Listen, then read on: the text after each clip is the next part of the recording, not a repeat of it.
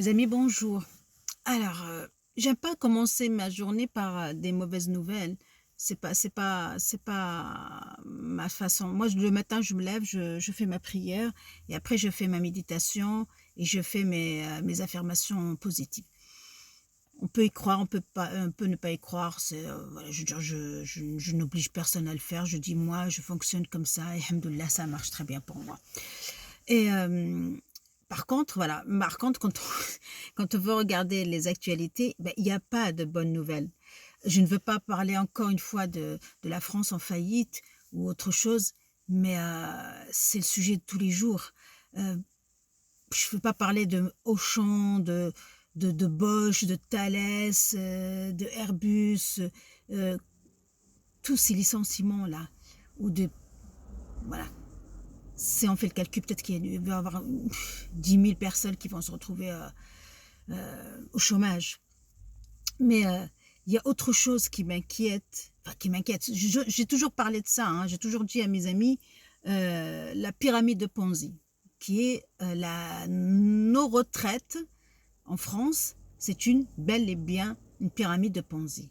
Pyramide de Ponzi, vous savez, on vous promet un taux attractif, vous donnez-moi votre argent, je vous promets 10% de rendement et malheureusement, c'est pas la réalité parce que voilà, je prends l'argent des premiers, je prends l'argent et je verse, enfin, soi-disant des rendements pour les nouveaux entrants, pour les anciens plutôt, par les nouveaux et par contre, ça finit toujours par s'écrouler parce que, quand à un certain moment, il y a plus d'entrants, voilà, il y a plus d'argent qui rentre et ben, on peut plus, rémunérer, soi-disant les autres. Voilà. C'est très simple, comme en fait, c'est très simple comme système de fraude. Je dis bien, c'est un système de fraude. C'est très simple, c'est Charles Ponzi qui l'a créé en 1929, quelque chose comme ça, aux États-Unis. Et ben, nos retraites, c'est un peu ça. Voilà, on nous a toujours promis que voilà, on a pris des premiers pour payer et après à un certain moment, il y a plus il y a plus d'argent et ce qui s'est passé avec, le fonds, de retraite, CNRCAL, c'était un fonds de retraite pour les agents de collectivités locales et hospitaliers, voilà, il y a d'autres, c'était c'est toujours je dis «c'était» parce que a priori, ils sont en faillite et c'était, le deuxième meilleur fonds de retraite en France et on l'a tellement, ponctionné ce fonds de retraite à chaque fois qu'on ne pouvait pas payer des retraites dans d'autres, comment dire? Dans d'autres, collectivités, on va dire ou, exemple, voilà, quand ils avaient besoin de payer les retraites, ce qu'ils disent des avocats et enfin, pas mal d'organismes et ben, ils ont pris de l'argent dans ce fonds. Heu, 2 à 3 reprises, ils ont pris beaucoup d'argent. Vous savez, c'est arrivé à combien? 100 000 milliards. 100 000 milliards.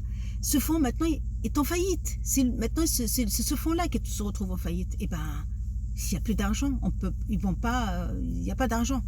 Et quand on voit que le gouvernement fait la fête, voilà, heu, dépense à tort et à travers, prend des avions pour aller manger un bon tagine au Maroc.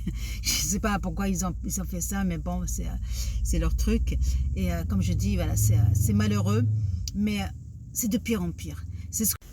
Pardon, ma vidéo s'est arrêtée toute seule. Ce que je veux dire, c'est que toutes ces mauvaises nouvelles, il faut faire attention, voilà, il faut faire attention et l'élection de Trump ne va pas arranger les choses, il faut pas croire, hein. Peut-être ça va arranger les choses là-bas, peut-être et encore, ça va être très compliqué. Vous savez, lui, il est, lui son ennemi, c'est bien la Chine et bah, d'ailleurs il commence à vouloir tout taxer, en Chine, tout ce qui vient de Chine, il veut le taxer, à 30-35 alors que voilà, bon, bah, bref, ça c'est autre chose, c'est un autre sujet. Mais ce que j'essaie de dire juste que faut faire attention, voilà. Il faut avoir un minimum entre 6 et 1 an de dépenses quotidiennes de côté. C'est très important.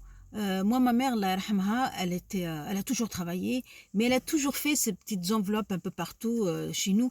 Et quand j'étais petite, je voyais ça et elle me disait, comme on dit chez nous, ça c'est la rouba. Voilà, c'est très important. C'est pour aucun de pépin. On sait jamais ce qui peut arriver.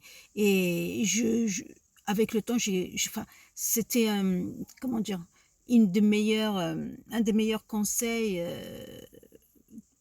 financier, on va dire. Parce que, vous savez, à l'école, on vous apprend pas ça, on vous apprend pas, on vous apprend juste, il faut travailler, il faut cotiser, et parce que vous allez avoir une retraite. Alors que c'est pas vrai. On sait très bien que dans quelques années, il n'y aura pas de retraite, justement.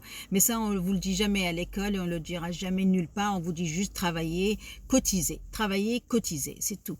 Ne cherchez pas à comprendre. Même prenez un crédit pour acheter votre appartement, prenez un crédit pour acheter votre voiture.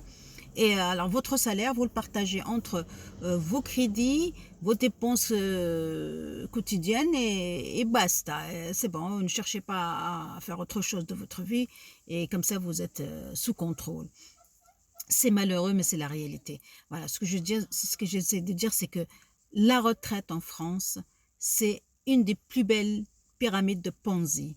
Et, et on va en découvrir encore plus chaque jour, parce que là, ça va vite. Avant, on parlait d'années, maintenant, on parle de jours. Voilà, quand on entend parler des suppressions de postes, des fermetures, et ça, c'est hop, maintenant, depuis la Covid, ça va vite.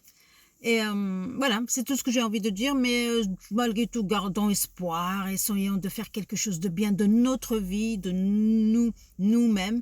On n'attend pas personne, voilà. Il faut se dire ça. C'est malheureux. On a cotisé, vous avez cotisé, mais bah, faut pas compter dessus.